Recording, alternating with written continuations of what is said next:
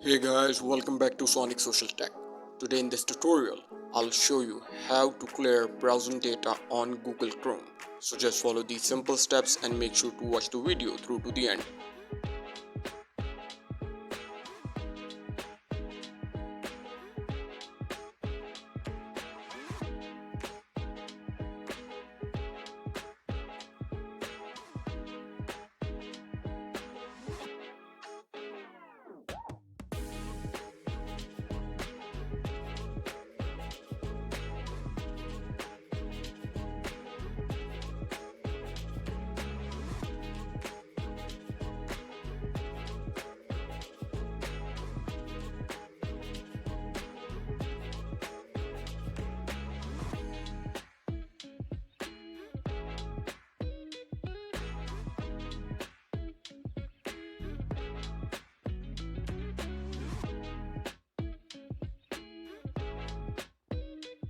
Thank you for watching guys. Make sure to like and subscribe.